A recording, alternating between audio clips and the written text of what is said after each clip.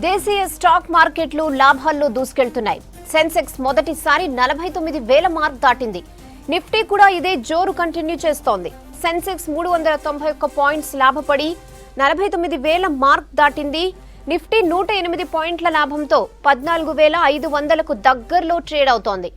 America కొత్త president గా Joe Biden కు లైన్ క్లియర్ అవడంతో గ్లోబల్ మార్కెట్స్ దూసుకెళ్తున్నాయి.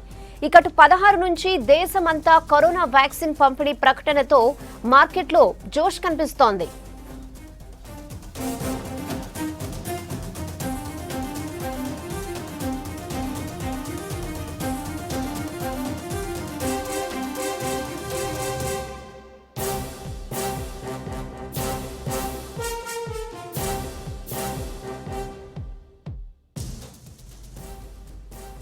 స్టాక్ మార్కెట్స్ జోష్ పై మరిన్ని డీటెయిల్స్ మనతో మాట్లాడడానికి జెన్ సెక్యూరిటీస్ మార్కెట్ అనలిస్ట్ వేణుగోపాల్ గారు అందుబాటులో ఉన్నారు. వారితో మాట్లాడదాం. సార్ నమస్తే.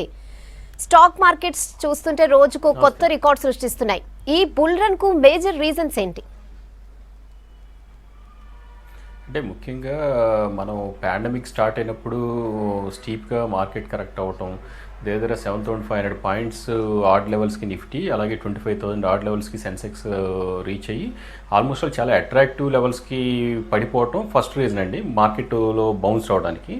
ఆ తర్వాత ఏంటంటే ఈ పాండమిక్ని అడ్రస్ చేయడం కోసం అక్రాస్ ద గ్లోబ్ అన్ని దేశాలు అన్ని దేశాలు కూడా ఏంటంటే వాళ్ళ జీడిపిలో రీజనబుల్ పర్సంటేజ్ ప్యాకేజెస్ రూపంలో అనౌన్స్ చేయడం, it may be stimulus or economical package announce చేసి to address the uncertainty or to address the weakness అనేది మెయిన్గా. అంటే లిక్విడిటీ గ్లోబల్గా లిక్విడిటీ అనేది బిలియన్స్ ఆఫ్ డాలర్స్ ఆరు యూఎస్లో అయితే దగ్గర ఇప్పుడు ట్రంప్ హయాంలో కొంత అనౌన్స్ చేయటం, మళ్ళీ ఇప్పుడు బైడెన్ వచ్చిన తర్వాత కూడా ఇంకా $3 trillion సుమారు మార్కెట్లోకి రావచ్చు అని చెప్పేసి, అంటే మార్కెట్స్ అంటే సొసైటీలోకి వేరే సెక్టర్స్లోకి రావచ్చు, వేరే అసెట్ క్లాస్లో కూడా రావచ్చు అని చెప్పేసి ఉన్న అంచనాలు కూడా మార్కెట్ని ముఖ్యంగా ఇది మోర్ ఆఫ్ లిక్విడిటీ డ్రివెన్ మార్కెట్కి మనం చూడొచ్చు.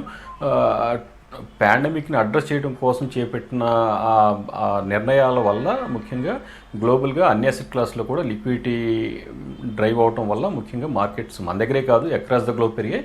పర్టికులర్గా మన దగ్గర చూస్తే పెరిగిన కారణాలు ఏంటంటే ఒకటి అట్రాక్టివ్ వాల్యుయేషన్స్కి రావటం, రెండేమో ఎఫ్ఐస్ ఉధృతంగా బై చేయడం. ముఖ్యంగా చూస్తే మార్చి ఏప్రిల్ ఎప్పుడైతే పాండమిక్ స్టార్ట్ అయిందో ఆ ఇనిషియల్ పీరియడ్లో దగ్గర ఒక నెలలో 62,000 కోట్లు, ఏప్రిల్లో దగ్గర 7,000 కోట్లు, అంటే సుమారు 70,000 కోట్లు అమ్మిన తర్వాత లాస్ట్ కపుల్ ఆఫ్ మంత్స్లో చూస్తే మళ్ళీ దగ్గర 2 లక్షల కోట్లు, అంటే ఈ ఫైనాన్షియల్ ఇయర్లో ఇప్పటివరకు 2.2 lakh crore ఇంత పెద్ద అమౌంట్ ఎప్పుడు కూడా ఎఫ్ఐఎస్ ఇండియాలో ఇన్వెస్ట్ చేయలేదు. This is the one of the అంటే చాలా హై అండ్ ఫండ్స్ ఇండియాకి రావడం జరిగింది. ఇదొక కారణం. దీని తర్వాత ఏంటంటే ఈ రీసెంట్ టైమ్స్లో కూడా చాలా దేశాల్లో వ్యాక్సిన్కి సన్నద్ధత చాలా కంట్రీస్ రెడీ అవుతుండటం వ్యాక్సిన్ కాంటెక్స్ట్లో, తర్వాత డెత్ రేట్ కూడా బాగా పడిపోవటం, ఇట్లా కొన్ని పాండమిక్ తర్వాత వేరియస్ గవర్నమెంట్స్ తీసుకున్న మెజర్స్ కావచ్చు, లాక్డౌన్ రిలాక్సేషన్స్ కావచ్చు, స్లోగా బిజినెస్లు ఇంప్రూవ్ అవడం కావచ్చు, ఇట్లా ఎన్నో రీజన్స్ అయితే ఉన్నాయండి మార్కెట్ పెరగడానికి. ఓకే వేణుగోపాల్ గారు, అయితే ఈ ర్యాలీలో ఏ సెక్టర్ షేర్స్ బాగా పెరిగాయి, ఎందుకు? అంటే ముఖ్యంగా చూస్తే ఏంటంటే మనం లో నుంచి కనుక చూస్తే ఇండెక్స్ ఇట్ సెల్ఫ్, అంటే మెయిన్ మనం మాట్లాడుకునేది మన దేశంలో ప్రధానమైన సూచీలుగా నిఫ్టీ, సెన్సెక్స్ రెండు ఉంటాయండి. ఈ రెండు కూడా దగ్గర 92-93% మార్చి లోస్ నుంచి రిక్కుపోవడం జరిగింది. వేరే చాలా దేశాల్లో ఇంత స్వింగ్ అయితే రాలేదు. ఒక యూఎస్లో మాత్రం డెఫినెట్గా మనతో పాటు ఇదిగా ఉంది.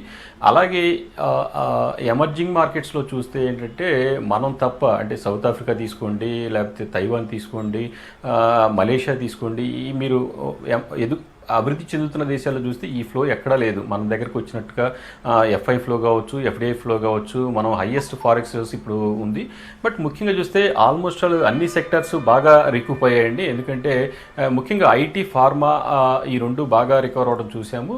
ఈ మధ్య కాలంలో లాస్ట్ కపుల్ ఆఫ్ వీక్స్లో మిగతా ఏవైతే కొద్దిగా సైడ్ వేస్ మోడ్లో ఉన్నాయో ఆ సెక్టర్స్ కూడా మొత్తంగా చూస్తే అక్రాస్ ద బోర్డ్ అన్ని సెక్టర్స్ పెర్ఫామ్ చేసాయి. ఈవెన్ మనం బీట్ అండ్ డౌన్ అయ్యి బాగా షేక్ అయిన సెక్టర్స్ టూరిజం కావచ్చు, ఇట్లాంటివి కూడా ఎయిర్వేస్ కావచ్చు, అట్లాంటి స్టాక్స్ కూడా నిజమైన ఇండస్ట్రీ రికవరీ రాకముందే అవి కూడా రిక్కుపోవటం, తర్వాత ఆటోమొబైల్ సేల్స్ ఇనిషియల్గా చాలా ప్యానిక్ అయిన తర్వాత అవి కూడా కొంత మళ్ళీ తిరిగి సేల్స్ పెరగటం, తర్వాత లాస్ట్ స్టాంప్ డ్యూటీ లాంటి ఇది కట్ చేసిన తర్వాత బాంబే మార్కెట్లో దగ్గర లాస్ట్ 3 yearsలో జరిగిన సేల్స్ లాస్ట్ 3 monthsలో జరగటం, దగ్గర 30,000 కోట్ల పైన రియల్ ఎస్టేట్ ట్రాన్సాక్షన్ జరిగాయని చెప్పి ఒక సర్వే. సో అట్లా ఏంటంటే ఒక్కొక్క సెక్టర్ అన్నీ కూడా కొంత రిక్కుపోవడం మనం చూస్తాం. ముఖ్యంగా జిఎస్టీ కలెక్షన్స్ కూడా మనకి దగ్గర మార్చి ఏప్రిల్ ప్యానిక్ పీరియడ్ తర్వాత చూస్తే నియర్లీ మళ్ళీ 1 lakh crore ఫిగర్ దాటం, ఈసారి అయితే 1.15 lakh crore దాకా రావటం.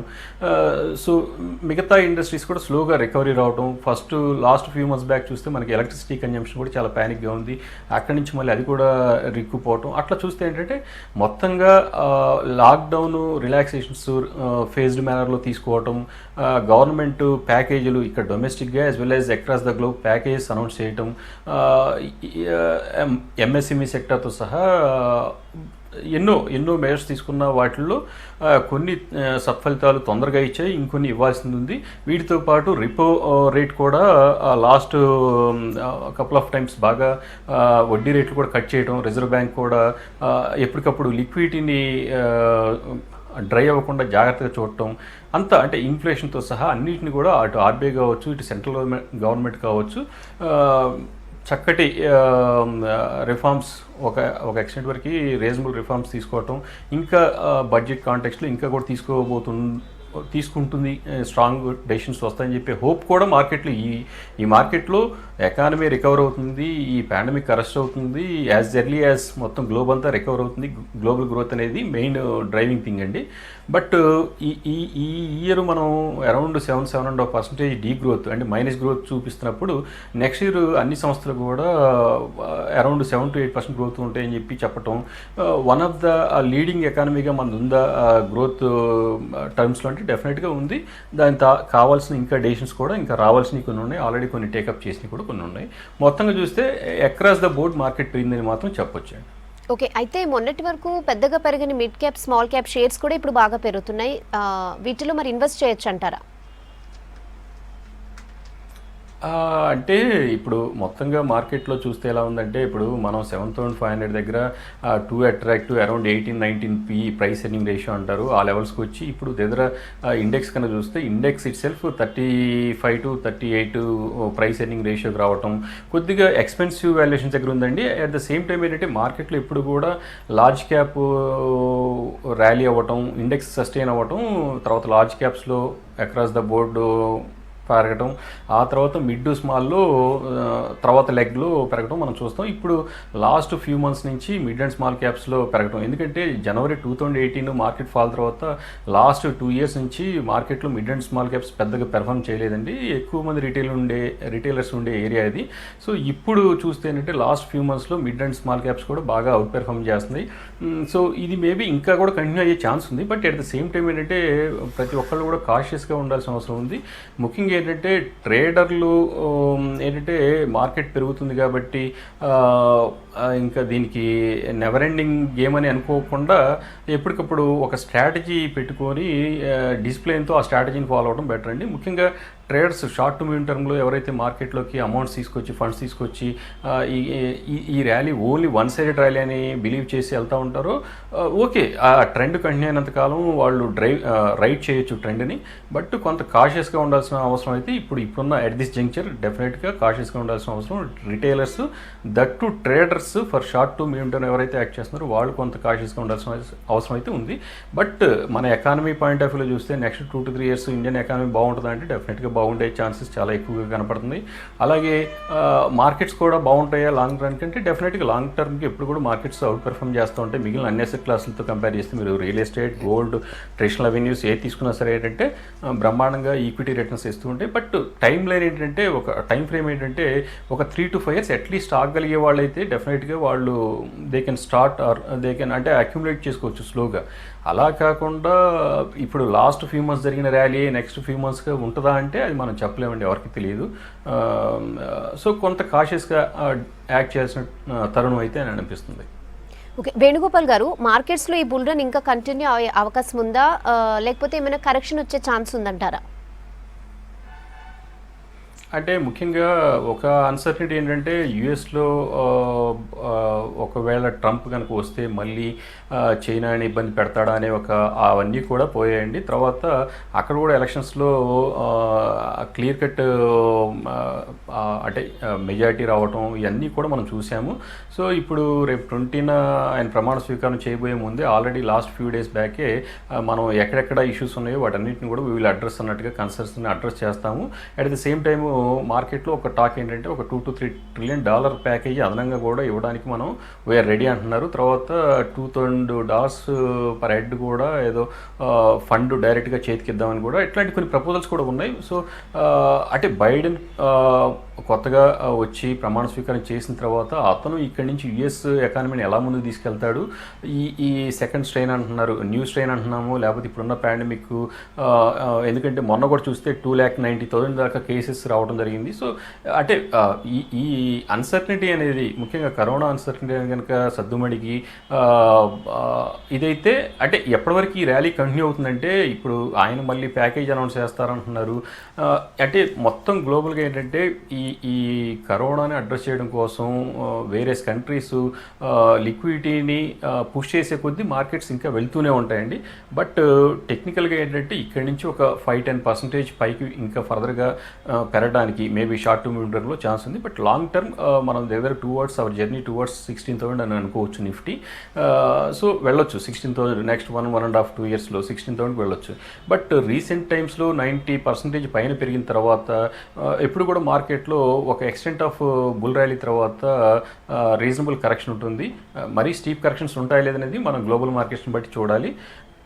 Across the globe markets, international markets అన్నీ కూడా యూఎస్ మార్కెట్ని డిపెండెంట్గా, ఎందుకంటే వాళ్ళు 25% పైన వాళ్ళ ఎకానమీ కంట్రిబ్యూట్ చేస్తుంది. ₹100 ₹25 యూఎస్ చేస్తుంది, లేదా 13 to 14 రూపీస్ చైనా చేస్తుంది. కాబట్టి ఆ రెండు మేజర్ ఎకానమీస్ అనుకున్నప్పుడు అక్కడ ఏది జరిగినా సరే మొత్తం గ్లోబ్ అంతా కూడా వాచ్ చేస్తూ ఉంటుంది. కాబట్టి మనం కూడా అక్కడ జరిగే అప్డేట్స్ ఏంటి, గ్లోబల్ గ్రోత్ ఏ విధంగా ఉండబోతుంది. మనకి ఇంకో సపోర్టింగ్ థింగ్ ఏంటంటే లాస్ట్ కపుల్ ఆఫ్ మంత్స్లో ఆర్ 1 year దగ్గర బికాస్ ఆఫ్ కరోనా కావచ్చు, ఇంకా ఇతరత్ర రీజన్స్ కావచ్చు, క్రూడ్ కూడా అరౌండ్ బాగా స్టీప్గా కరెక్ట్ అవ్వటం, దగ్గర బిలో 50 లెవెల్స్ సస్టైన్ అవ్వటం. ఈ మధ్య కాలంలో చూస్తే మళ్ళీ సౌదీ అవుట్పుట్ కట్ చేసిన తర్వాత మళ్ళీ తిరిగి $54 రావటం. అంటే క్రూడ్ కనుక టువర్డ్స్ 60 కూడా క్రాస్ అయ్యి పైకి వెళ్తే మాత్రం మన మార్కెట్లో అప్సైడ్ అనేది క్యాప్ అవుతుందండి, అంటే ఆగుతుంది.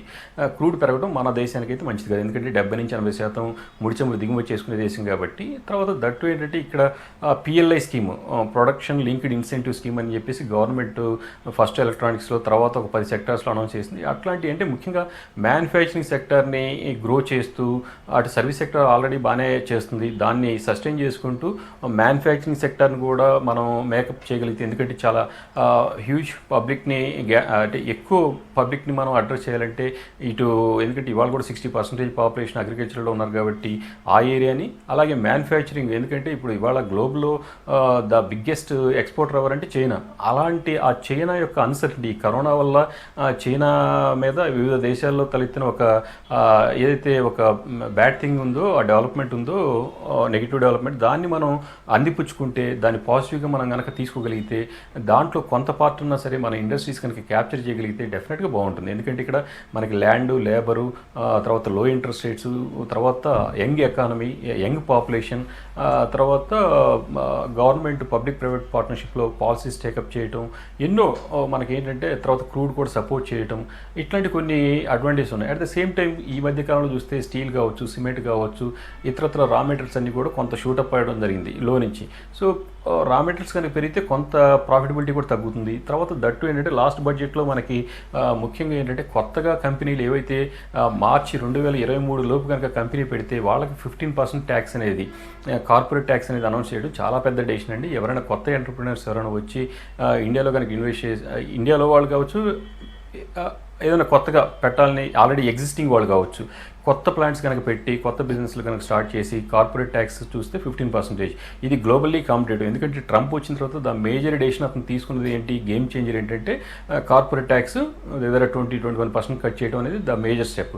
అలాగే ఇండియాలో కూడా లాస్ట్ బడ్జెట్లో కార్పొరేట్ ట్యాక్స్ చేయడం, 99% ఇండస్ట్రీస్ని కొంత సపోర్ట్ చేయడం, తర్వాత కొత్తగా పెట్టే వాళ్ళకి 15% ట్యాక్స్ అనేది కూడా చాలా గేమ్ చేంజర్ లాగా ఉంటుంది డౌన్ ద లైన్. బట్ మనకి ముఖ్యంగా మ్యానుఫ్యాక్చరింగ్ ఇండస్ట్రీని కనుక అడ్రస్ చేయగలిగితే, సర్వీస్ సెక్టర్ ఎలాగో ఆల్మోస్ట్ 50-55% దాకా కంట్రిబ్యూట్ చేస్తుంది కాబట్టి జీడిపిని, ఈ 3 మూల స్తంభాలుగా మనం ముందుకెళ్ళడానికి అవకాశం ఉంది. గవర్నమెంట్ అనౌన్స్ చేసిన 110 లక్షల కోట్ల ఇన్ఫ్రా ఏదైతే ప్రాజెక్ట్స్ ఉన్నాయో అవి కూడా టేకప్ చేస్తే మాత్రం డెఫినెట్గా అంటే అవి కూడా స్ట్రీమ్ లైన్ అయ్యి రియాలిటీలోకి గ్రౌండ్ దీంట్లోకి కనుక వస్తే వర్క్స్ స్టార్ట్ అయితే వేరే projects it may be rail or in roads or airways ఇట్లా పోర్ట్స్ ఇలా డిఫరెంట్ వాటి కోసం మనం కనుక ఇచ్చేస్తే మ్యానుఫ్యాక్చరింగ్ చాలా బాగా ఉండడానికి ముందు అలాగే అట్ ద సేమ్ టైం అగ్రికల్చర్లో కూడా ఇంకా కొన్ని చర్యలు చేపట్టడం ఇంకా చేపట్టాల్సినవి కొన్ని ఉండటం అట్లా ఈ 2 ఏరియాస్ కనుక అడ్రస్ చేయగలిగినప్పుడు డెఫినెట్గా మనం we will be the one of the top 5 economies అనటంలో డౌన్ ద లైన్ మనకి ఎలాంటి ఇది లేదు. ఇక్కడి నుంచి ఇప్పుడు మనం చూస్తే ఏంటంటే ఈ రోజు ఉన్న మార్కెట్ క్యాప్ చూసినా, మార్కెట్ క్యాప్ టు జీడిపి చూసినా, తర్వాత పర్ క్యాపిటల్ ఇన్కమ్ చూసినా మనం ఈ లాంగ్ వే టు గో అన్నట్టుగా ఉందండి. సో ఓవరాల్గా అయితే స్ట్రక్చర్డ్గా మనం బాగానే ఉన్నాం. ఇంకా అంటే ఈ పాండమిక్ నుంచి మనం అందరం కూడా చాలా బాగా దెబ్బలు కూడా తగిలాయి కాబట్టి చాలా పాఠాలు కూడా నేర్చుకున్నాం, ఇంకా నేర్చుకోవాల్సి కూడా ఉన్నాయి. సో కొన్ని ఇండస్ట్రీస్ డిఫరెంట్గా ఉండొచ్చు down the line, but economy recover అయ్యే కొద్దీ థింగ్స్ విల్ బీ స్టెబిలైజ్ అని చెప్పేసి మన ఫీలింగ్. ఓకే వేణుగోపాల్ గారు, థ్యాంక్ యూ సో మచ్.